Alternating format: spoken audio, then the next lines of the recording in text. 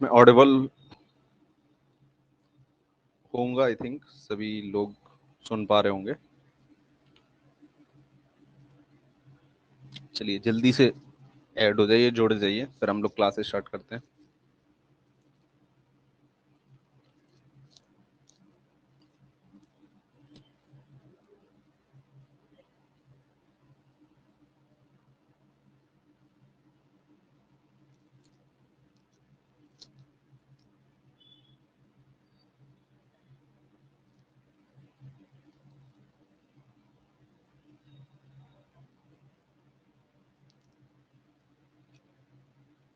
Yes sir, okay. 2 minute में मैं class start कर रहा हूँ। आज थोड़ी सी लेट हो गई हम लोगों की क्लास।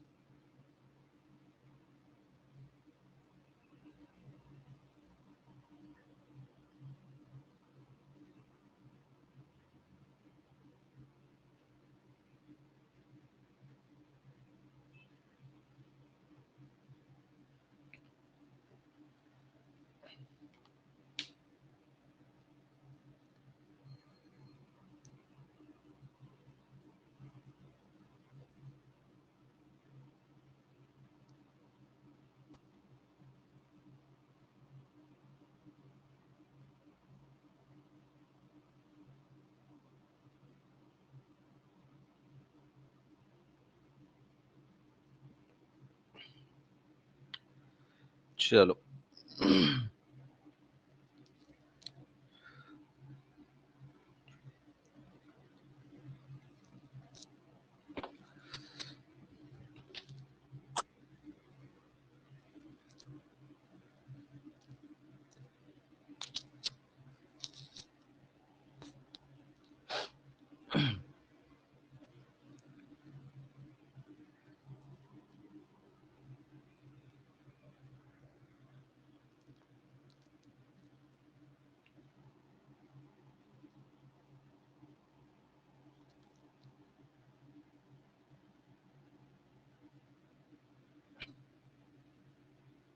चलो लेट्स स्टार्ट करते हैं हम लोग। अब लोग आते रहेंगे, ठीक है। थोड़ा सा लेट हुआ इसलिए मैं 2-3 मिनट रुक गया।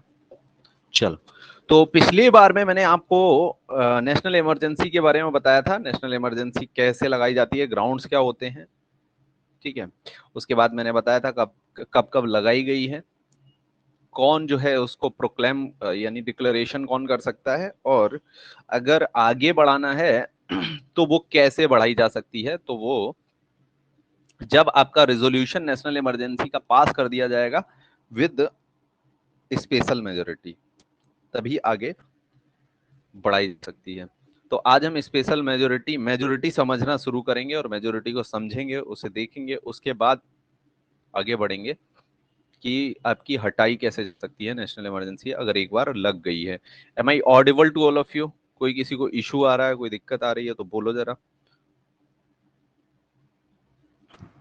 No sir.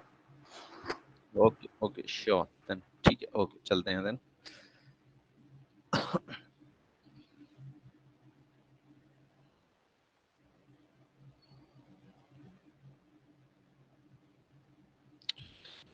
चलिए देखिएगा, तो हाँ स्क्रीन दिख रही होगी सभी को, कोई इशू नहीं है स्क्रीन में भी। तो अब हम पहले मेजोरिटी को डिस्कस करेंगे कि मेजोरिटी क्या होती है। मेजोरिटी दो तरह की होती है, एक होती है सिंपल मेजोरिटी,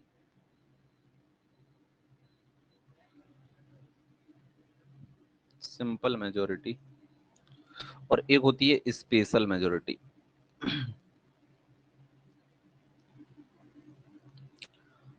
स्पेशल मेजोरिटी, तो सिंपल मेजोरिटी में आपको कितने वोट चाहिए रहते हैं, तो 50% वोट प्लस 1 वोट। ये सिंपल मेजोरिटी में वोट्स इतने चाहिए रहते हैं आपको, इतने वोट्स होंगे आपके पास तो आप जो है सिंपल मेजोरिटी मिल गई आपको। और स्पेशल मेजोरिटी में 2/3 वोट्स आपको अवेलेबल होने चाहिए, 2/3 votes. Present and voting word यहाँ पे लिखा रहता है, वो मैं जब कॉन्स्टिट्यूशनल अमेंडमेंट पढ़ाऊंगा 20th चैप्टर तब बताऊंगा उसमें। तो इस सिंपल मेजोरिटी और स्पेशल मेजोरिटी को देख लेते हैं जरा। उसके लिए हम जरा समझते हैं इसको अपने जरा इसको समझते हैं कि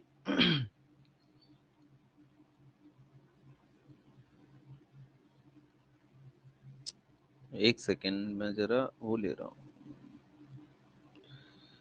बाप रे। हाँ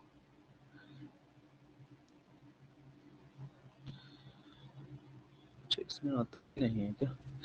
चलो ठीक है, ठीक, कोई नहीं।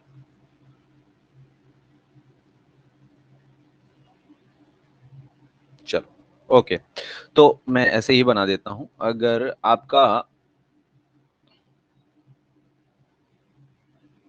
आपका मान लो ये मैं पार्लियामेंट बना देता हूँ, ये क्या बना देता हूं मैं, इसको मैं पार्लियामेंट बना देता हूँ। ये मान लो पार्लियामेंट है आपकी, पार्लियामेंट है आपकी, ठीक है, ये पार्लियामेंट है। इसमें सबसे ऊपर कौन बैठता है? तो प्रेसिडेंट होता है। उससे नीचे आपका पार्लियामेंट में कौन होता है? तो आपका राज्यसभा होती है, राज्यसभा होती है। उसके नीचे कौन होता है? तो लोकसभा होती है, लोकसभा, ठीक है। राज्यसभा, लोकसभा और प्रेसिडेंट तीन होते हैं आपके। ये पार्लियामेंट, प्रेसिडेंट, राज्यसभा और लोकसभा, ये पार्लियामेंट होती है।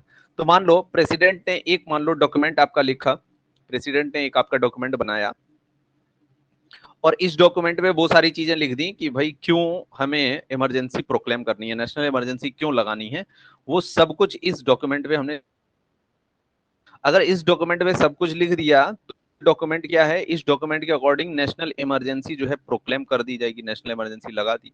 लेकिन प्रेसिडेंट कितने दिन के लिए लगा सकता है? तो 1 मंथ के लिए। अगर 1 मंथ से आगे नेशनल इमरजेंसी को बढ़ाना है तो प्रेसिडेंट को क्या करना पड़ेगा?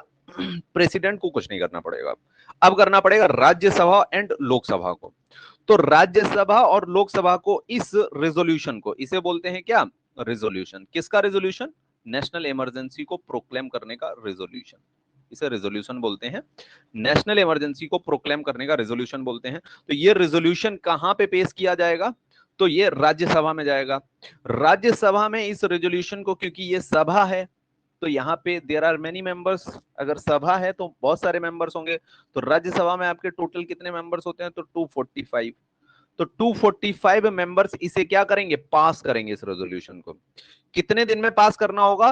तो जो प्रेसिडेंट ने प्रोक्लेम किया नेशनल इमरजेंसी 1 मंथ में, उसके अंदर, इन 1 मंथ, अगर 1 मंथ में नहीं करते हैं तो 1 महीने के बाद वो इमरजेंसी अपने आप हट जाएगी इन 1 मंथ, ठीक है।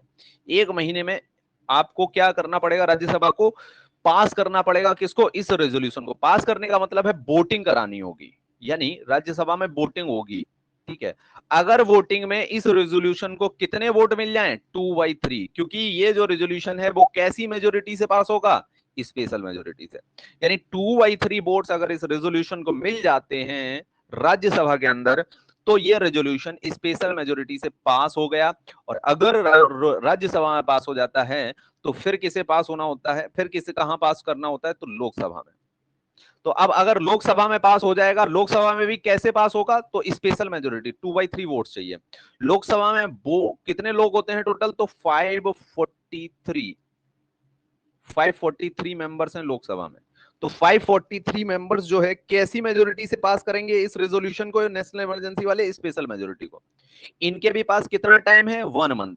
यानी दोनों, राज्यसभा एंड लोकसभा दोनों ही आपके हाउसेस से, जैसे राज्यसभा को आप अपर हाउस बोलते हो, लोकसभा को आप लोअर हाउस बोलते हो, तो दोनों ही हाउसेस से स्पेशल मेजोरिटी से 1 मंथ के अंदर जो रेजोल्यूशन है नेशनल इमरजेंसी का, वो क्या होना चाहिए? पास होना चाहिए। अगर नहीं होता है तो क्या हो जाएगा?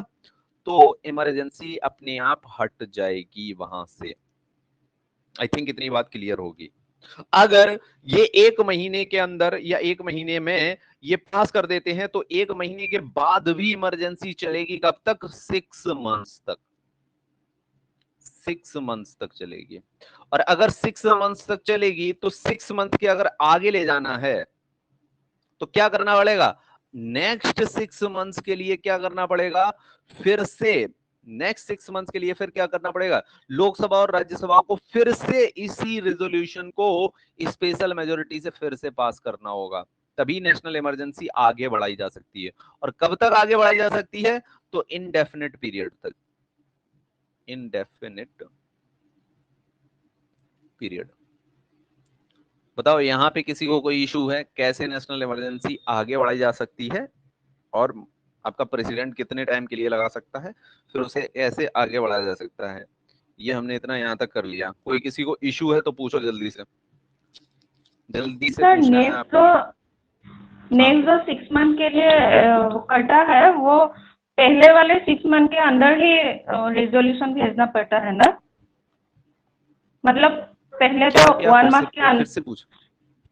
पहले 1 मंथ के अंदर रिजोल्यूशन भेजना होता है। उसके बाद जो मतलब 6 मंथ एक्सटेंड होते जाता है, वो 6 मंथ के अंदर अंदर ही वो करते रहना पड़ता है ना? हाँ देखो, मैं फिर से एक बार बता दे रहा हूँ पूरा। जैसे 1 महीने के लिए नेशनल इमरजेंसी प्रोक्लेम कर दी, यानी डिक्लेयर कर दी प्रेसिडेंट ने।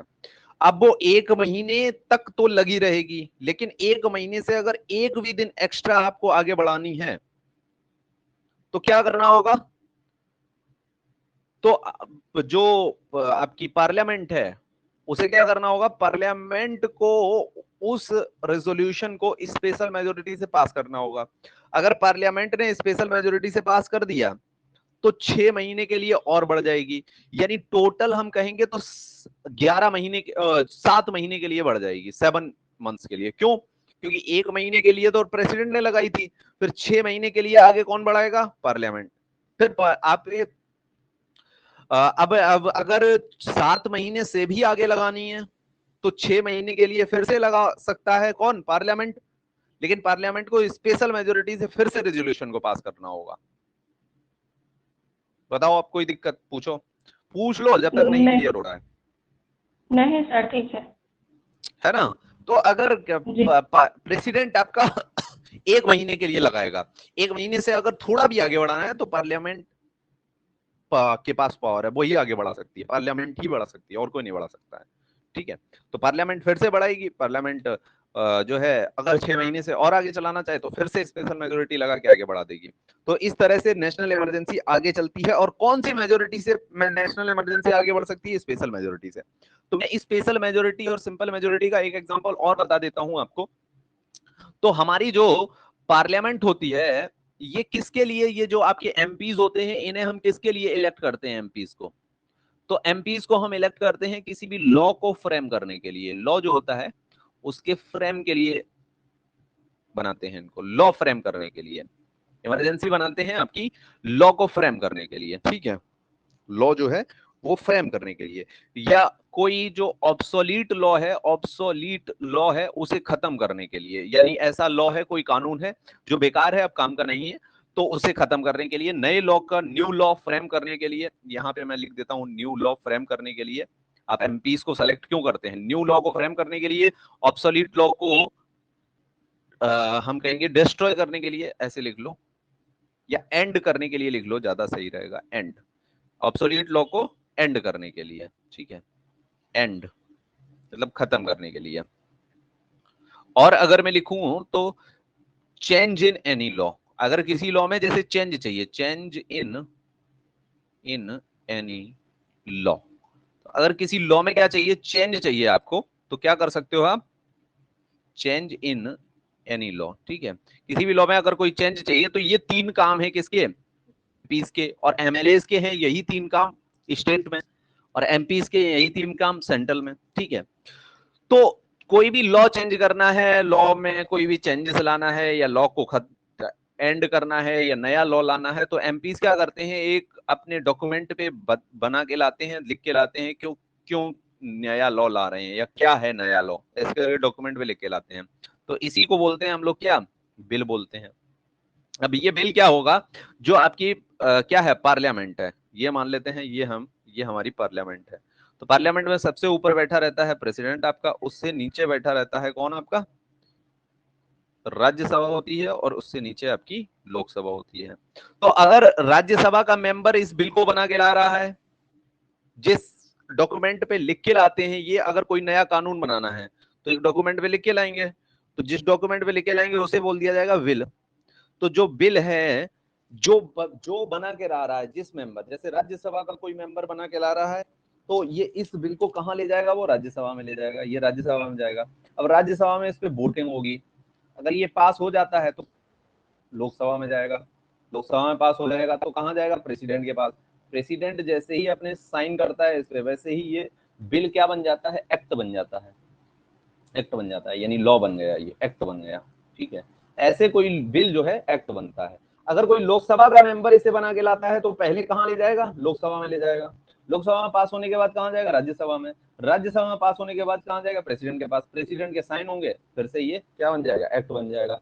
जहां का मेंबर बनाता है लॉ को, वहीं उसी आपके जो है हाउस में जाएगा वो लॉ। ठीक है, तो यहाँ पे अब कितनी तरह के बिल होते हैं, how many types of bill. ठीक है, वैसे तो मैं ये कराऊंगा बाद में भी। टाइप्स ऑफ बिल की बात करें तो 4 टाइप्स ऑफ बिल होते हैं, टाइप्स ऑफ बिल।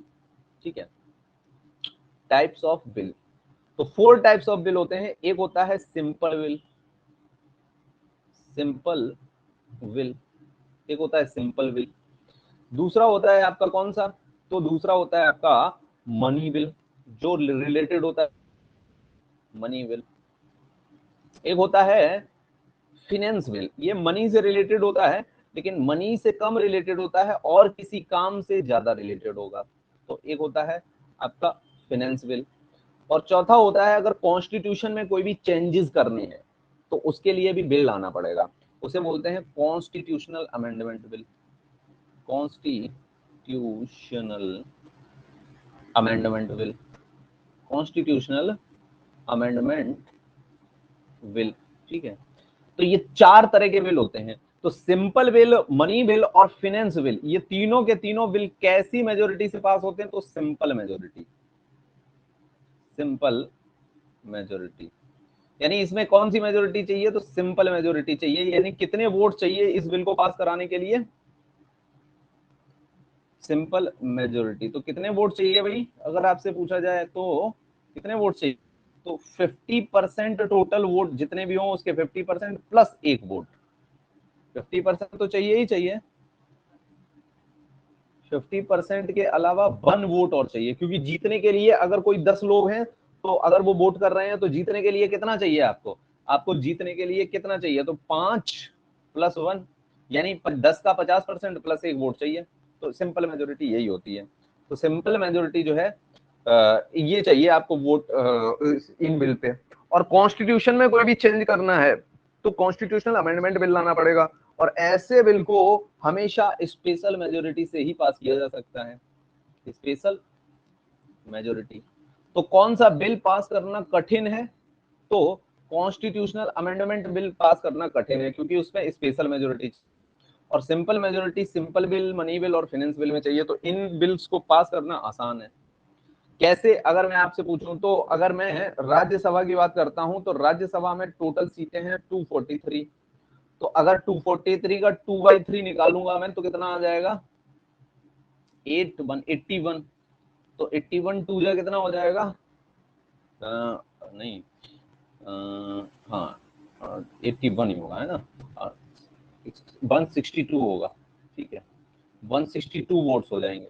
यानी राज्यसभा में अगर स्पेशल मेजोरिटी से किसी बिल को पास कराना है तो कितने वोट चाहिए आपको, 162 वोट चाहिए। यही राज्यसभा में अगर सिंपल मेजोरिटी से पास कराना है तो 50%, तो 50% कितना हो जाएगा, 50% हो जाएगा 240 का 120, और 1 वोट और मान लो तो 121, 123 मैक्सिमम है ना, 123। 50% 122 अगर आप मान लोगे तब भी 1 वोट ऐड करोगे तो 123। तो सिंपल मेजोरिटी से अगर कोई बिल पास कराना है तो 123 वोट चाहिए राज्यसभा में, और अगर स्पेशल मेजोरिटी से पास कराना है तो 162 चाहिए। तो कौन सा कठिन है काम, जहां पे 162 वोट चाहिए, क्योंकि उसमें ज्यादा लोगों को आपको इंप्रेस करना पड़ेगा तब आपका बिल पास होगा, ज्यादा वोट चाहिए वहां पे।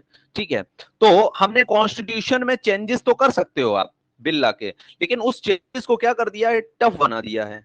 क्यों, क्योंकि कॉन्स्टिट्यूशन में चेंज करने के लिए आपको बिल कैसा लाना पड़ेगा, स्पेशल मेजोरिटी से पास करा के लाना पड़ेगा। ठीक है, तो ऐसे ही हमने क्या, नेशनल इमरजेंसी को भी क्या बना दिया, टफ बना दिया। कैसे, क्योंकि नेशनल इमरजेंसी के रेजोल्यूशन को कैसे पास करेंगे हम, स्पेशल मेजोरिटी से। ठीक है, कोई दिक्कत इसमें यहां तक किसी को,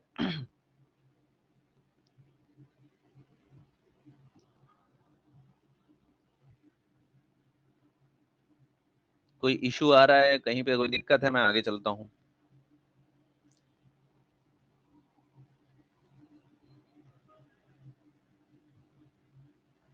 कुछ पूछना है किसी को? चलें आगे।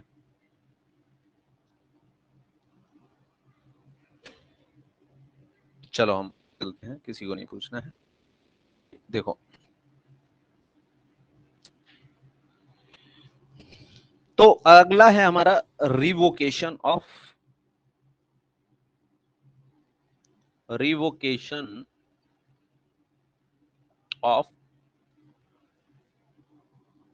प्रोक्लेमेशन।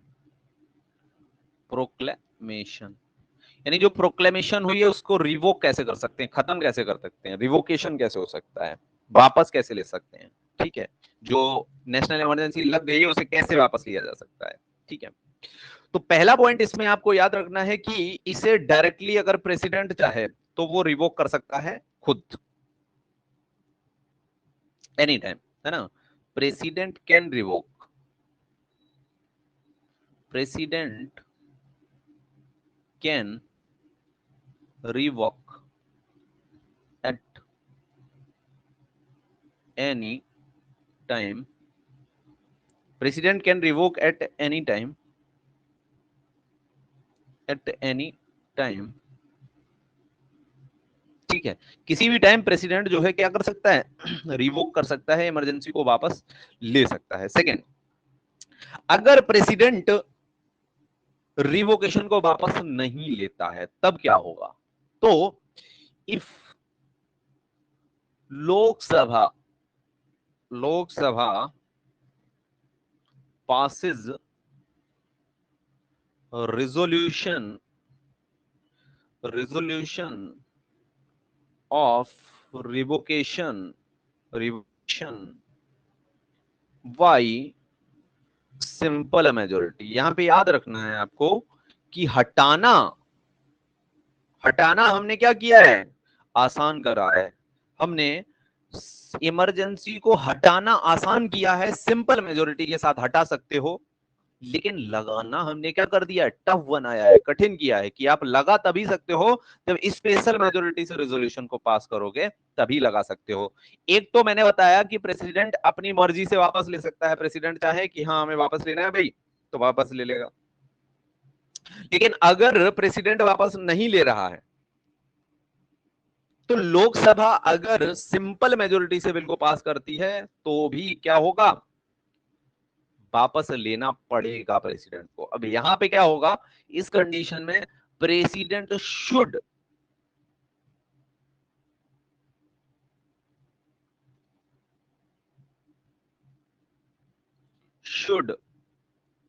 रिवोक इमरजेंसी,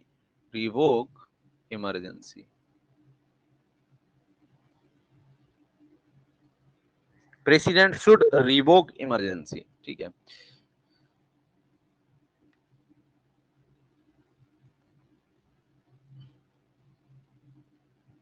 ठीक है, प्रेसिडेंट शुड रिवोक इमरजेंसी। तो ये रिवोकेशन हो गया, कोई दिक्कत यहां पे।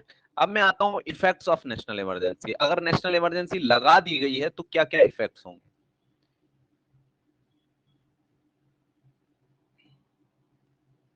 Effects of national emergency. तो नेशनल इमरजेंसी के क्या क्या इफेक्ट हो सकते हैं? नेशनल इमरजेंसी के क्या क्या इफेक्ट हो सकते हैं, लिखते हैं। पहला इफेक्ट आपका होता है कि आपके क्या ले वापस लिए जा सकते हैं, सारे के सारे फंडामेंटल राइट्स। फंडामेंटल राइट्स आपके क्या कर सकते हैं, खत्म किए जा सकते हैं। तो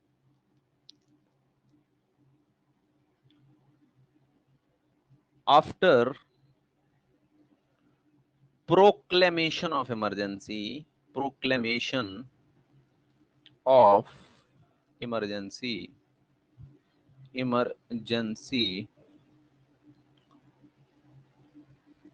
आर्टिकल 19 got suspended automatically,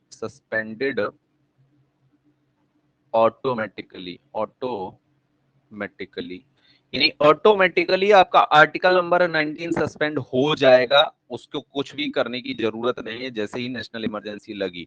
और ये लिखा किस आर्टिकल में है कि आर्टिकल 19 सस्पेंड होगा, तो ये आर्टिकल 358 में ऐसा लिखा हुआ है। आर्टिकल 19 में क्या था बताओ भाई?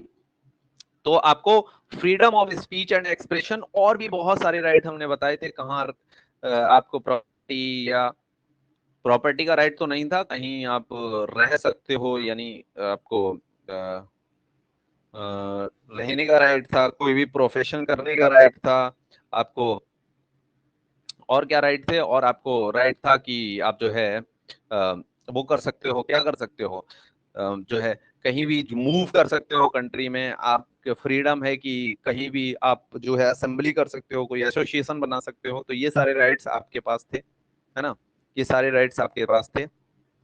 तो आर्टिकल 19 में जो भी राइट्स आपको गिवन थे वो खत्म हो जाते हैं ऑटोमेटिकली। ये आर्टिकल 358 में लिखा थी नेशनल इमरजेंसी आपकी लगाई जाती है। आई थिंक इतनी बात यहाँ पे क्लियर होगी। सेकंड पॉइंट हम लोग देखते हैं क्या, सेकंड पॉइंट हम लोग देखते हैं क्या कि प्रेसिडेंट, अब समझना बात को, प्रेसिडेंट कैन, यहां पे वर्ड हमने सस्पेंडेड लिखा है, एंडेड नहीं लिखा है, यानी फंडामेंटल राइट 19 एंड नहीं होगा आपका, कुछ दिन के लिए सस्पेंड होगा। और कब तक के लिए सस्पेंड होगा? जब तक के लिए नेशनल इमरजेंसी लगी हुई है, ठीक है। President can suspend any fundamental right, fundamental right, right during emergency, during emergency, यानी इमरजेंसी के समय में, ड्यूरिंग इमरजेंसी, ठीक है। ये कहां लिखा हुआ है? तो, हाँ, इसमें एक और वर्ड लिखना है, except during emergency, except, except article, except article 20 and 21, 20 and 21, यानी आर्टिकल 20 और 21 आपका कभी भी सस्पेंड नहीं हो सकता, ठीक है। ये किस आर्टिकल में ऐसा लिखा हुआ है कि आपका कोई भी फंडामेंटल राइट सस्पेंड किया जा सकता है? तो आर्टिकल 359 में ऐसा लिखा हुआ है कि राष्ट्रपति यानी प्रेसिडेंट जो आपके फंडामेंटल राइट को सस्पेंड करना चाहेगा वो कर सकता है, लेकिन वो 20 और 21 आर्टिकल को कभी भी सस्पेंड नहीं कर सकता। आई थिंक इतनी बात यहाँ पे क्लियर हुई होगी। अगर आपसे पूछा जाए ये बात 359 में किस कॉन्स्टिट्यूशनल अमेंडमेंट से जोड़ी गई, क्योंकि ये पहले नहीं थी, तो याद रखना ये बात जोड़ी गई है 44th constitutional amendment, amendment act, ठीक है। 44th कॉन्स्टिट्यूशनल अमेंडमेंट एक्ट से जोड़ी गई। और ये कब किया गया था? तो 1978 में ये अमेंडमेंट किया गया था। ये बात भी आपको यहाँ पे याद रखनी है। तो ये इफेक्ट्स ऑफ नेशनल इमरजेंसी पढ़ रहे हैं, इमरजेंसी लगने के बाद क्या क्या इफेक्ट आएंगे वो मैं बता रहा हूं आपको, ठीक है। इतनी बात समझ में आई?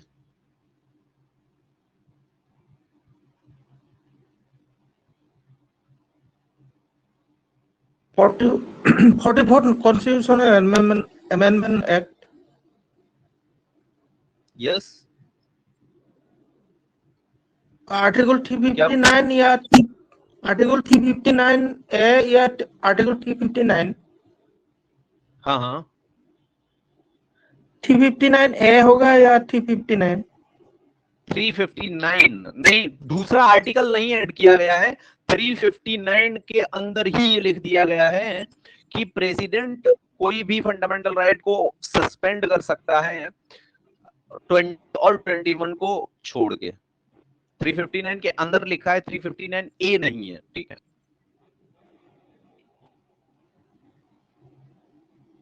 ठीक है भाई, कोई इशू? और अमेंडमेंट कोटा है तो ए आ जाता है, बी आ जाता है, ऐसे कहा था। नहीं नहीं, मैंने बिल्कुल कहा था, बिल्कुल मैं बता दे रहा हूं आपको, मैंने बिल्कुल कहा था कि अगर कॉन्स्टिट्यूशन में आप कोई भी चेंज कर रहे हो, अगर if you are going to change anything inside the constitution, ठीक है, अगर आप कॉन्स्टिट्यूशन में कोई भी चेंज कर रहे हो तो आप क्या कर सकते हो बताओ। अच्छा, या कोई आर्टिकल को रिमूव कर सकते हो। कॉन्स्टिट्यूशन में क्या क्या चेंज कर सकते हो? आर्टिकल को रिमूव कर सकते हो, ठीक है, या नए आर्टिकल को ऐड कर सकते हो, आर्टिकल को ऐड कर सकते हो, नए आर्टिकल को ऐड कर सकते हो। और किसी आर्टिकल में चेंज नहीं कर सकते हो क्या? आर्टिकल चेंज किया जा सकता है नहीं किया जा सकता है कॉन्स्टिट्यूशन में? बताओ। हमने आपसे बोल दिया कि आप कॉन्स्टिट्यूशन में कोई भी चेंजेस कर सकते हो, जिसे बोला जाता है अमेंडमेंट, यानी कोई भी अमेंडमेंट आप कॉन्स्टिट्यूशन में कर सकते हो। अमेंडमेंट का मतलब नॉर्मली हम लोग बोल देंगे चेंज, ठीक है, समझने के लिए। तो चेंज, इसी चेंज को कॉन्स्टिट्यूशन की लैंग्वेज में अमेंडमेंट बोलते हैं। तो अगर कॉन्स्टिट्यूशन में अमेंडमेंट करना है तो हम क्या क्या क्या कर सकते हैं? या तो आर्टिकल को रिमूव कर दें, किसी भी आर्टिकल को लिखा है जो, या किसी नए आर्टिकल को ऐड कर दें। क्या किसी आर्टिकल में चेंज नहीं कर सकते हैं, मतलब बदलाव नहीं कर सकते, चेंज नहीं कर सकते उसकी लैंग्वेज में? बताओ भाई, बताओ कौशिक, गॉट इट और नॉट?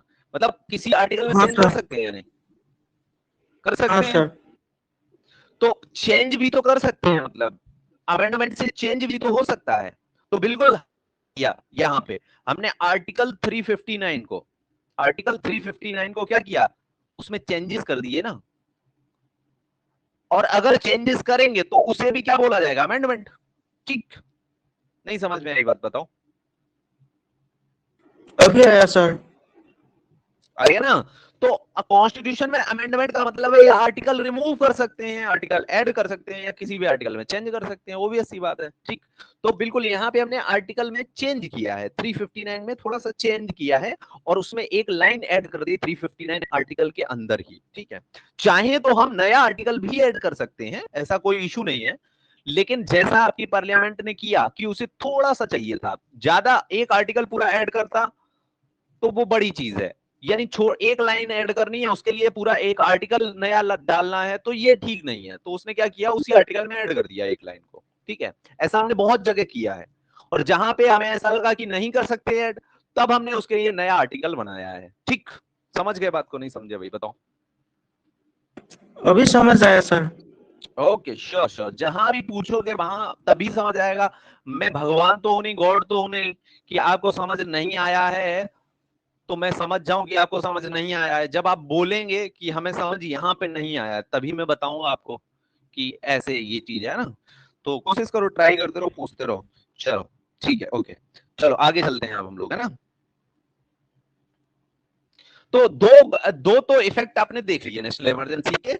अब आगे चलते हैं और इफेक्ट देखते हैं। नेशनल इमरजेंसी थोड़ा सा बड़ा टॉपिक हो जाएगा, ठीक है, तो थोड़ा सा मैं स्लो भी चल रहा हूं, कोशिश कर रहा हूं कि आपको समझ आ जाए सारी चीजें, कोई डाउट ना क्रिएट हो, ठीक है। तो यहां पे एक और चेंजेस आएगा,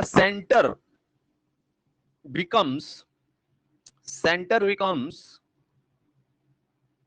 entitled entitled entitled to give to give to give executive directions to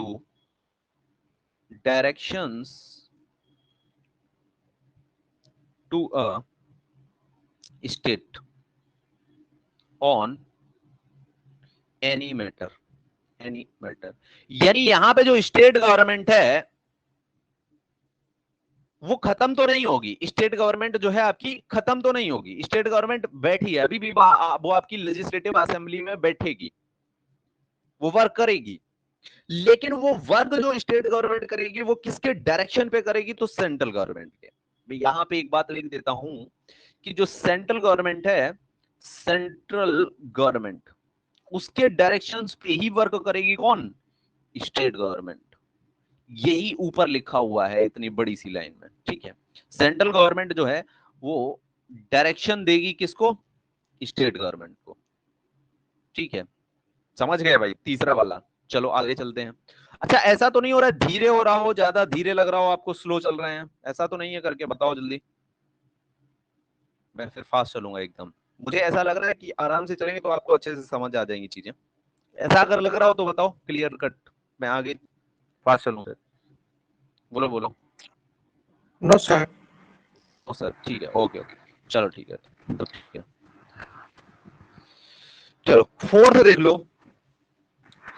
तो आप देखो ये हो गया। अब देखो आपकी जो पार्लियामेंट है, पार्लियामेंट पावरफुल हो जाएगी। पार्लियामेंट पहले तो स्टेट गवर्नमेंट को कोई भी आपका क्या दे सकती है, डायरेक्शन दे सकती है कि भाई ऐसे काम करो। किनसे कहेगी? स्टेट गवर्नमेंट से कहेगी, ठीक है। स्टेट गवर्नमेंट के सीएम से या स्टेट गवर्नमेंट के पूरे लेजिस्लेटिव असेंबली से कहेगी भाई ऐसे काम करना है आपको, जैसे हम बताएंगे। पार्लियामेंट पावरफुल बन जाती है। और साथ में पार्लियामेंट, जो स्टेट गवर्नमेंट अपनी स्टेट के लिए लॉज बनाती है, कानून बनाती है, वो अब कौन बनाएगा? अब पार्लियामेंट बनाएगी, ठीक है।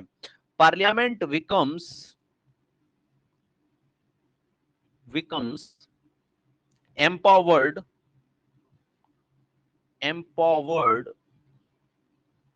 to make laws on state list. अब ये क्या स्टेट लिस्ट, नई चीज आ गई। चलो स्टेट लिस्ट में इसी में टाइम निकल जाता है। अब स्टेट लिस्ट नया वर्ड आ गया। अब मैं एक बार स्टेट लिस्ट आपको नहीं समझाऊंगा तो आप कैसे समझोगे? बताओ। अच्छा स्टेट लिस्ट सभी को पता है भैया? बताना है इसे, बताओ जरा, बताना पड़ेगा। स्टेट लिस्ट या पता है सभी को? बताओ। सर पता नहीं है सर। चलो फिर मैं बताऊंगा। तो इसी में टाइम निकल जाता है ना, हम कितना भाग नहीं सकते ना, इतना जल्दी कैसे भागेंगे? ठीक है चलो देखो, शेड्यूल आपके 8 देयर आर 12 शेड्यूल। शेड्यूल आपके कितने हैं? तो 12 हैं। शेड्यूल कितने हैं? तो 12 शेड्यूल्स आर देयर, ठीक है। उसमें एक शेड्यूल है शेड्यूल नंबर 7। हमने आपको बताया था कॉन्स्टिट्यूशन में। हाँ बोलो। सर पहले वाले स्लाइड एक बार दिखा दीजिए। ओके ओके, मैं दिखाता हूँ, ठीक है। Parliament becomes empowered to make laws on state list. State list पे पार्लियामेंट जो है एम्पावर्ड हो जाती है कि वो स्टेट लिस्ट पे भी लॉज बनाती है, ठीक है।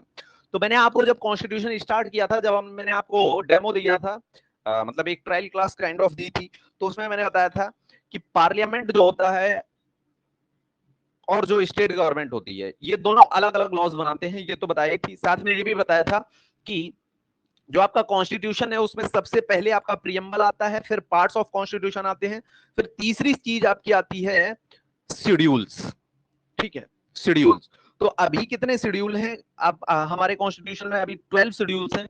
और अगर बात करेंगे पहले की, जब हमारा कॉन्स्टिट्यूशन अप्लाई हुआ था, इंप्लीमेंट किया गया था इंडिया पे 1950 में 26 जनवरी को, तब हमारे कॉन्स्टिट्यूशन में 8 शेड्यूल्स थे। तो जो शेड्यूल नंबर 8 है ना, शेड्यूल नंबर 7 जो है ना, वो हमें देखना है। तो शेड्यूल नंबर 7 में सेपरेशन ऑफ पावर्स दिया है। किसका separation? Separation of powers. Separation of powers, क्योंकि आप स्टेट गवर्नमेंट बना दोगे और स्टेट गवर्नमेंट को अगर पावर्स नहीं दोगे, गवर्नमेंट को अगर स्टेट गवर्नमेंट जैसे है और सेंट्रल गवर्नमेंट है, अगर सेंट्रल गवर्नमेंट ही सारे जो है लॉज बनाएगी और वो ही गवर्न करेगी पूरी इंडिया को, तो स्टेट गवर्नमेंट का कोई मीनिंग ही नहीं रहा, उसे बनाओ ही मत। अगर उसे फ्रेम कर रहे हो, आप स्टेट गवर्नमेंट को फॉर्म कर रहे हो, किसी भी स्टेट गवर्नमेंट को, तो उसे कुछ पावर दो ना। अगर पावर नहीं दे रहे हो तो वो किस चीज की गवर्नमेंट? फिर उसे खत्म कर दो, ठीक है। तो 7 जो शेड्यूल 7 है, ये पावर्स की बात करता है। स्टेट गवर्नमेंट, सेंट्रल गवर्नमेंट, इनकी पावर्स की बात करता है। तो इसमें 3 लिस्ट दी गई है शेड्यूल 7 में, 3 लिस्ट है, ठीक है। तो पहली लिस्ट का नाम है यूनियन लिस्ट। पहली लिस्ट का नाम है यूनियन लिस्ट। दूसरी लिस्ट का नाम स्टेट लिस्ट। दूसरी लिस्ट का नाम है स्टेट लिस्ट। और तीसरी लिस्ट का नाम है कनकरेंट लिस्ट। Concurrent list. अब इन लिस्ट में क्या दिए हुए हैं? सब्जेक्ट्स दिए हुए हैं। और वो सब्जेक्ट्स, उन सब्जेक्ट्स पे कौन लॉ बनाएगा? जो यूनियन लिस्ट है, इसमें दिए गए सब्जेक्ट पे हमेशा लॉ कौन फ्रेम कर सकता है? तो सेंट्रल गवर्नमेंट, यानी सेंटर। स्टेट लिस्ट में जो सब्जेक्ट दिए गए हैं उनको कौन बना सकता है? तो you have to keep in mind कि स्टेट गवर्नमेंट ही बनाएगी जो सब्जेक्ट दिए गए। अभी मैं सब्जेक्ट भी बताऊंगा, डोंट वरी फॉर दैट। और जो कंकरेंट लिस्ट है, जो कंकरेंट लिस्ट है इस पे कौन लॉज बना सकता है? तो both central government as well as state government. ठीक है, तो अगर मैं बात करूं, अगर मैं आपसे पूछूं पोस्ट ऑफिस, सभी जानते हो पोस्ट ऑफिस, पोस्ट ऑफिस के लिए लॉ कौन बनाए? सेंट्रल गवर्नमेंट बनाए या स्टेट गवर्नमेंट बनाए? आपके हिसाब से किसे बनाना चाहिए? बताओ बताओ, खुल के बताना पड़ेगा माइक, तभी मैं आगे बताऊंगा दूसरा। हाँ या ना, जब तक नहीं आएगा तब तक मैं आगे नहीं बढ़ूंगा। हाँ, सेंट्रल गवर्नमेंट सर। बिल्कुल सेंट्रल गवर्नमेंट ही बनाएगी और कोई गवर्नमेंट नहीं बना सकती, मतलब स्टेट गवर्नमेंट को ये पावर नहीं दी जाएगी। अच्छा, मैं एक और बता रहा हूँ, बैंकिंग के लिए लॉ कौन बनाएगा? बैंकिंग, बैंक्स के लिए कोई लॉ बनाना है, कौन बनाएगा? बोथ नहीं, बैंकिंग के लिए भी सिर्फ सेंट्रल गवर्नमेंट बनाती है। ठीक है, याद रखना बैंकिंग के लिए। अच्छा, डिफेंस सेक्टर, डिफेंस है आपका, जैसे डिफेंस है, डिफेंस समझते होगे, आर्मी, एयरफोर्स, नेवी, है ना। आज आपको पता है कारगिल दिवस है ना, कारगिल विजय दिवस है, पता है सभी को? बताओ भाई, कारगिल विजय दिवस है आज, यू नो गाइस हाँ सर। अबाउट कारगिल? यस हाँ, सर। चलो, तो जो बैंकिंग है, हाँ, डिफेंस सर्विस, डिफेंस के लिए लॉ कौन बनाएगा? सेंट्रल गवर्नमेंट या स्टेट गवर्नमेंट? आपके हिसाब से आर्मी के लिए लॉ कौन बनाए, सेंट्रल गवर्नमेंट या स्टेट गवर्नमेंट? Central government.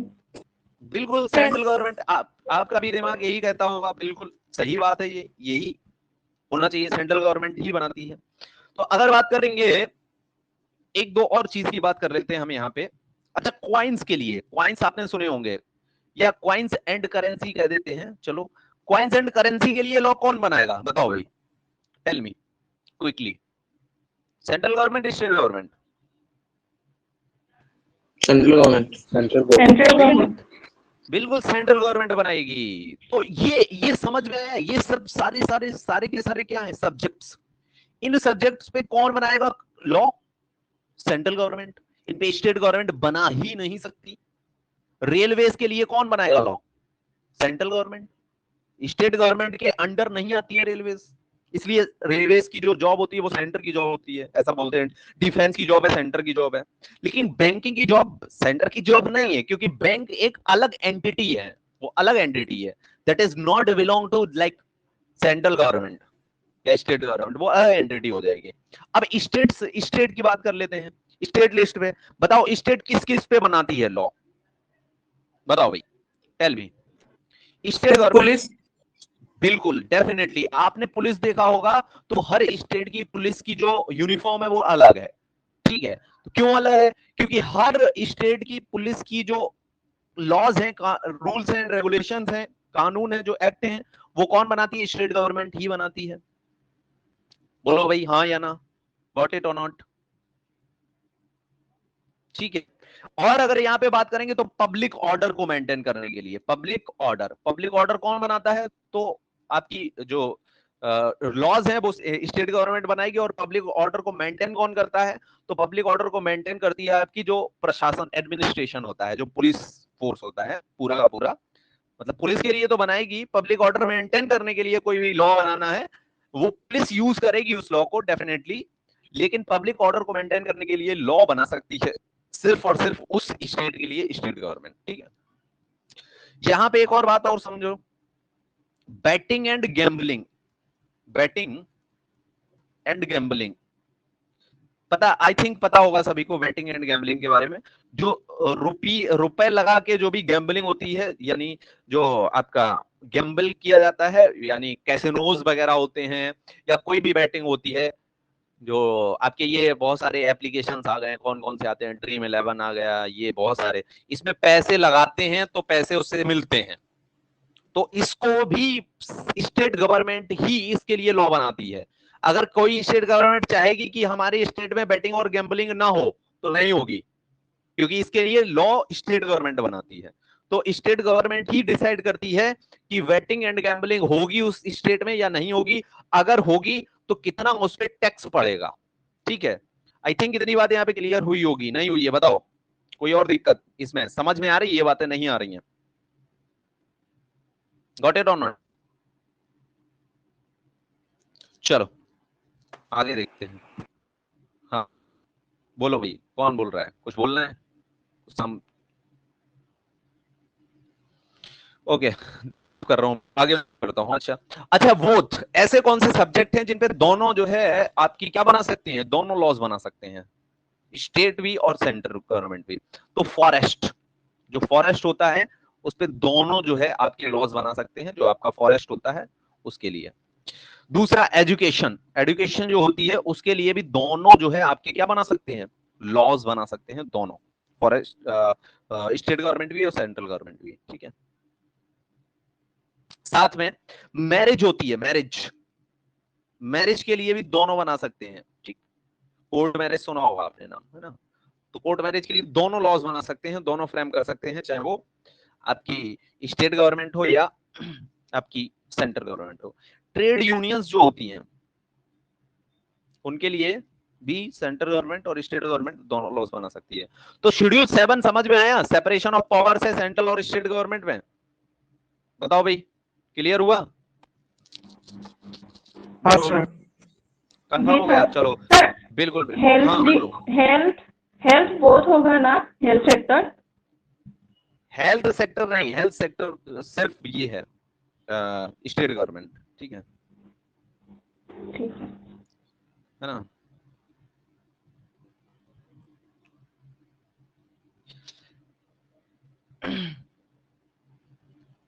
लेकिन हेल्थ के लिए जो है आपकी जो सेंट्रल गवर्नमेंट है वो भी बनाती है लॉ, ठीक है, ऐसा नहीं है वो नहीं बनाती है। लेकिन जो है स्टेट गवर्नमेंट अपनी स्टेट के लिए, हेल्थ के लिए कोई भी लॉ फ्रेम कर सकती है। और अगर सेंट्रल गवर्नमेंट बनाती है कोई भी लॉ, तो वो कोई ना कोई और सब्जेक्ट लेती होगी हेल्थ का। जैसे कि मैं एक एग्जांपल बता रहा हूँ, एक आपने शायद सुना होगा वो एग्रीकल्चर, एग्रीकल्चर इसका सब्जेक्ट है स्टेट का। सुना है एग्रीकल्चर? बताओ भाई। जी सर, सुना है। हाँ, एग्रीकल्चर स्टेट का सब्जेक्ट है। लेकिन एग्रीकल्चर पे अभी आपने सुना था हाल ही फिलहाल में एक एग्रीकल्चर लॉज आए थे, वो उस पे बहुत बवाल हुआ था, बहुत धरने प्रदर्शन हुए थे, फिर वो एग्रीकल्चर लॉज वापस ले लिए गए, एग्रीकल्चर लॉज। तो ये एग्रीकल्चर लॉज किसने बनाए थे? अभी तो सेंट्रल गवर्नमेंट ने बनाए थे, ठीक है। लेकिन सेंट्रल गवर्नमेंट ने ये एग्रीकल्चर लॉज कैसे बना लिए, जब स्टेट गवर्नमेंट के पास ये पावर है कि एग्रीकल्चर से रिलेटेड लॉ जो है स्टेट गवर्नमेंट बनाएगी। तो उसने बोला कि जो कंकरेंट लिस्ट में ट्रेड है, ट्रेड एक सब्जेक्ट है कंकरेंट लिस्ट में, यानी दोनों बना सकते हैं उसके लिए लॉ, ट्रेड यूनियंस और ट्रेड भी है, तो दोनों बना सकते हैं। तो उसने कहा कि अगर आप एग्रीकल्चर क्रॉप करते हो और उसके बाद उसे बेचते हो तो वो ट्रेड में आ जाता है, नहीं ना कि एग्रीकल्चर में आता है, ठीक है। तो उसने इस तरह से एग्रीकल्चर लॉज वहां पे बनाए थे। लेकिन एग्रीकल्चर पे बनाने का राइट नहीं है सेंट्रल गवर्नमेंट को, क्योंकि एग्रीकल्चर स्टेट लिस्ट का सब्जेक्ट है। ऐसे ही हेल्थ का राइट नहीं है, लेकिन वो कहीं ना कहीं से मोल्ड करके बना लेते हैं, ठीक है, अगर जरूरत पड़ती है, या अगर स्टेट गवर्नमेंट कहेगी, और कम से कम 2 स्टेट गवर्नमेंट को रिक्वेस्ट करनी पड़ेगी सेंट्रल गवर्नमेंट से कि इस स्टेट सब्जेक्ट पे ऐसा करो, लॉ बना दो, तो भी बना सकती है सेंट्रल गवर्नमेंट। अगर एक स्टेट रिक्वेस्ट करेगा तो नहीं बनेगा, कम से कम 2 रिक्वेस्ट करेंगे तभी बन सकता है। क्लियर बात है? बोलो भाई। सर हेल्थ के लिए बोथ नहीं होगा ना सर? बोथ नहीं होगा। अगर आपसे पूछा जाए हेल्थ किस लिस्ट का सब्जेक्ट है, तो you have to answer that it is the state list subject, ये स्टेट लिस्ट सब्जेक्ट है, ठीक।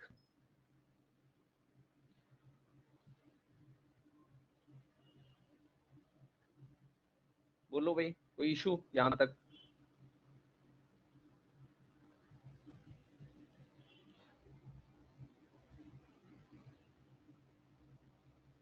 मैं एक बात कल क्लियर भी कर दूंगा, थोड़ा सा इसे देखने, जैसे स्टेट लिस्ट का ही सब्जेक्ट है हेल्थ, ठीक है, मैं क्लियर करूंगा एक बार और आपको। कल मुझे ध्यान लगवा दीजिएगा प्लीज, जब मैं क्लास स्टार्ट करूं, कि हेल्थ किसका सब्जेक्ट है, स्टेट लिस्ट का या कंकरेंट का, तो मैं एक बार करा दूंगा। वैसे हेल्थ मुझे थोड़ा सा कंफ्यूजन हो गया, आपने 2-4 बार पूछ लिया है कि हेल्थ हेल्थ हेल्थ, ठीक है, तो मैं पक्का कल इसे श्योर करूंगा, ठीक है।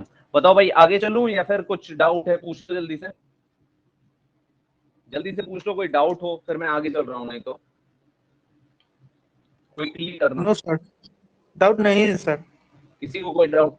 ओके, किसी को कोई डाउट नहीं है, चलो मैं आगे चलता हूँ। ठीक है, मैं आगे चलता हूँ। स्टेट तो ये लिस्ट समझ में आ गई, यूनियन लिस्ट, स्टेट लिस्ट और कंकरेंट लिस्ट। इस तरह से जो है आपके सब्जेक्ट जो है बटे हुए हैं। इस तरह से हर जो है आपके गवर्नमेंट को लॉ बनाने के लिए एक सब्जेक्ट्स दिए हुए हैं, उन्हीं के अकॉर्डिंग लॉज बना सकते हैं। तो मैं यहाँ पे आपको क्या समझा रहा था, मैं समझा रहा था कि parliament becomes empowered to make laws on state list. जिस स्टेट लिस्ट पे सिर्फ और सिर्फ स्टेट गवर्नमेंट ही लॉज बना सकती थी, लेकिन अगर नेशनल इमरजेंसी लग गई है तो स्टेट लिस्ट पे भी पार्लियामेंट लॉज फ्रेम कर सकती है, लॉ बना सकती है। ठीक है, बताओ भाई कोई इशू नहीं ना। चलो अब मैं अगला पॉइंट लिखता हूं यहाँ पे, अगला पॉइंट लिखता हूं, president can modify constitutional distribution of revenues between centre and state. यानी प्रेसिडेंट जो है आपका, president can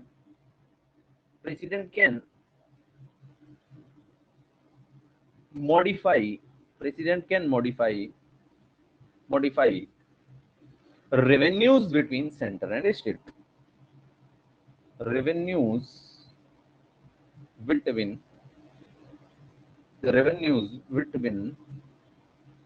center and state। Centre और स्टेट जो रेवेन्यूज होते हैं, जैसे कि जीएसटी कलेक्शन है, ठीक है, जीएसटी कलेक्शन हो गया, किसके पास पहुंच गया, सेंटर के पास भी पहुंच गया, स्टेट के पास भी पहुंच गया। लेकिन स्टेट गवर्नमेंट क्या कहां ले जाएगी, वो सेंट्रल गवर्नमेंट कहां ले जाएगी, स्टेट गवर्नमेंट तो अपनी स्टेट में लगा देगी। रेवेन्यू का जो भी कलेक्शन हुआ है वो स्टेट गवर्नमेंट क्या करेगी, अपनी स्टेट में जो है वो डेवलपमेंट के लिए लगा देगी। लेकिन जो सेंट्रल गवर्नमेंट के पास जो रेवेन्यू कलेक्शन पहुंचा है, टैक्स, रेवेन्यू को अगर आप नॉर्मल वर्ड्स में समझो तो टैक्स, रेवेन्यू का मतलब मैं लिख देता हूं यहाँ पे, रेवेन्यू का अगर सिंपल सा वर्ड आपसे पूछा जाए तो टैक्स कलेक्शन, ठीक है, रेवेन्यू। तो जो टैक्स मिला है सेंट्रल गवर्नमेंट को, वो स्टेट गवर्नमेंट को ग्रांट्स भी देती है। ग्रांट्स का मतलब है स्टेट गवर्नमेंट को हेल्प करती है कि भाई लो इतने रुपए ले लो स्टेट गवर्नमेंट, आप सेंट्रल गवर्नमेंट देती है और यहाँ पे आप इसका जो है यहाँ पे डेवलपमेंट कर लो, या स्टेट गवर्नमेंट अपने हिसाब से डेवलपमेंट में लगा देती है। तो सेंट्रल गवर्नमेंट कुछ पैसे देती है इसको, स्टेट गवर्नमेंट को, हर स्टेट गवर्नमेंट को अलग अलग पैसे देती है, मतलब किसी को ज्यादा देती है, किसी को कम देती है। जब हमने आपको आपका पार्ट 21 पढ़ाया था, याद करो, तो हमने बताया था पार्ट 21 में स्पेशल प्रोविजन है स्टेट के लिए। तब हमने आपसे एक आर्टिकल भी पूछा था कि वो वाला आर्टिकल किससे रिलेटेड है, ठीक है। तो उसमें जो स्पेशल प्रोविजंस वाले स्टेट हैं उसमें सेंट्रल गवर्नमेंट उन्हें पैसे ज्यादा देती है जो फाइनेंशियली वीक आपके क्या है, फाइनेंशियली वीक आपके स्टेट्स हैं। तो फाइनेंशियली वीक स्टेट्स को ज्यादा पैसे देती है, फाइनेंशियली स्ट्रॉन्ग स्टेट्स को कम पैसे देती है, लेकिन सेंट्रल गवर्नमेंट हर स्टेट को पैसे देती है फॉर देयर डेवलपमेंट। लेकिन जब नेशनल इमरजेंसी इंपोज हो जाएगी तो प्रेसिडेंट डिसाइड करेगा कि सेंट्रल गवर्नमेंट और स्टेट गवर्नमेंट, जो है सेंट्रल गवर्नमेंट स्टेट गवर्नमेंट को कितना पैसा देगी और कैसे यूज करेगी, और सेंट्रल गवर्नमेंट कितना पैसा जो है स्टेट गवर्नमेंट, जैसे आर्टिकल्स हैं इसके लिए कुछ आपके 269 से लेके 279 तक आर्टिकल आते हैं, 269 से लेके 279 तक ये आर्टिकल 10 आर्टिकल्स हैं। तो ये आर्टिकल्स ही बताते हैं, वैसे तो हार्डली अगर देखोगे तो 269 से 277 आर्टिकल्स हैं, ये 269 से लेके 277 है, लेकिन 278 और 79 में भी थोड़ा सा यही डिस्ट्रीब्यूशन, रेवेन्यू का डिस्ट्रीब्यूशन ही दिया गया है। 269 से 277 तक बताया गया है कि स्टेट जो है, सेंटर जो है स्टेट को कैसे रेवेन्यूज यानी पैसा कैसे देंगे और कितना कितना देंगे, ठीक है। तो प्रेसिडेंट यहाँ पे क्या कर सकता है, मॉडिफिकेशन कम कर सकता है कि सेंट्रल जो है कम पैसे देगा स्टेट को, ऐसा बोल सकता है प्रेसिडेंट। कब, जब नेशनल इमरजेंसी इंपोज हो जाएगी। अगर नेशनल इमरजेंसी नहीं है तो प्रेसिडेंट यहाँ पे मॉडिफिकेशन नहीं कर सकता, ठीक है। सेंट्रल गवर्नमेंट को जितना पैसा कॉन्स्टिट्यूशन में लिखा गया है कि इतने इतने परसेंटेज जो है यहाँ पे बंटवारा होगा, उतना होगा, जो आर्टिकल नंबर 269 से 277 के बीच में लिखा हुआ है, ठीक है। इतनी बात क्लियर है यहाँ पे, कोई दिक्कत बताओ भाई। इफेक्ट्स ऑफ नेशनल इमरजेंसी आपके हो गए हैं, एक दो इफेक्ट और बचा है, वो हम लोग अब कल ही करेंगे, क्योंकि मुझे उससे भी थोड़ा सा समझाना ही पड़ेगा आपको, विदाउट समझाए मैं निकल नहीं सकता बाहर, ठीक है। यहां तक किसी को कोई इश्यू हो तो पूछ लो, नहीं हो तो फिर हम लोग एंड करेंगे और आपकी अगली क्लास चलेगी। बताओ समझ में आ रहा है? कोई दिक्कतें आ रही हैं किसी को भी समझने में कि सर आपकी स्पीड ज़्यादा है, स्पीड कम है, या सर ये इस तरह से कर दीजिए तो अच्छा रहेगा, ये इस तरह से कर दीजिए तो अच्छा रहेगा? बताओ कोई भी किसी का कोई भी, नो इशू सर। ठीक है, कोई भी किसी भी तरह का आपका प्रॉब्लम आ रहा है, पढ़ाई आपकी स्टडी से रिलेटेड या आपके एप्लीकेशन से रिलेटेड या नेटवर्क इशू से रिलेटेड? सर हाँ बोलो। ये अभी मतलब वेबसाइट डाउन है क्या? लैपटॉप में कर नहीं पाते हैं? अच्छा आपका किससे कनेक्ट नहीं हो पा रहे हो आप? इससे अभी ब्राउजर से? 2-3 दिन से मोबाइल से कर रही हूँ, पहले तो लैपटॉप में किया था। तो आपको करना किस में है? लैपटॉप में करना है। परमानेंट? जी सर। ओके ओके परमानेंट चलो मतलब ठीक है। अगर कभी कभी अगर बाहर जाना पड़ा तो मोबाइल में अच्छा वो। तो आपको दोनों में एक्सेस चाहिए, जी है ना? मतलब एक से तो लॉग आउट कर देती हूँ, उसके बाद हाँ यहाँ पे लॉग इन होता है। चलो ठीक है ठीक है ठीक है, तो मैं बोल दूंगा। चलो और किसी को मतलब कोई इशू? वेबसाइट अभी अभी काम नहीं क्यों कर रहा? पहले वाला लाइव क्लास तो है ही, पहले का जो लेक्चर है वो भी देख नहीं पाती हूँ। अच्छा अच्छा okay okay, sure sure, I will take it. ठीक है सर। ठीक है, कोई और इशू हो किसी को पूछ लो भाई।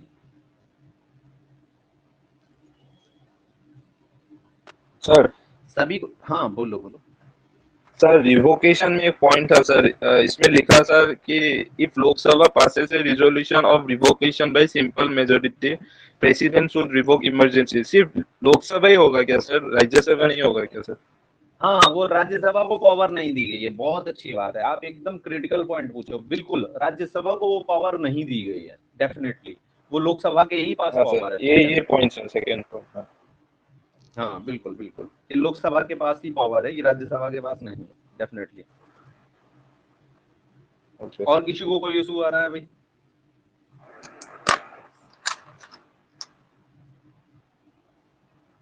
एंड कर रहा हूँ फिर, है ना गाइस? कोई किसी को इशू नहीं है।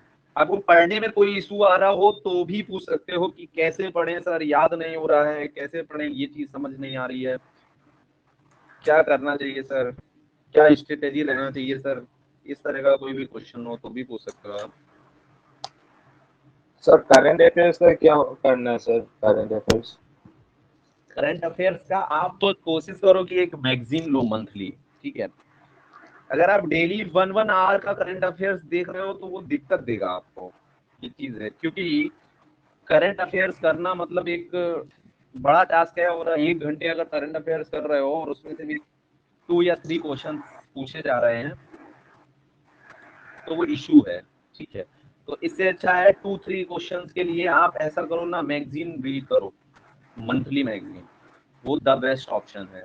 वैसे आप कोई भी और भी यूज कर सकते हो, जैसे कि यूट्यूब प्लेटफॉर्म्स वगैरह कहीं भी कुछ भी देख सकते हो, वो इशू नहीं है। लेकिन अगर आप मेरी विद रिस्पेक्ट टू मी अगर मुझसे पूछोगे, अकॉर्डिंग टू मी आप मंथली मैगजीन ही लो। ठीक है, और किसी का कोई अच्छा इशू? सर।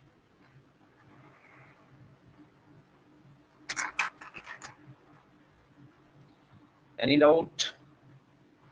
चलो ठीक है, चलो गाइस थैंक यू, मिलते हैं कल हम लोग इसी टॉपिक निमिका।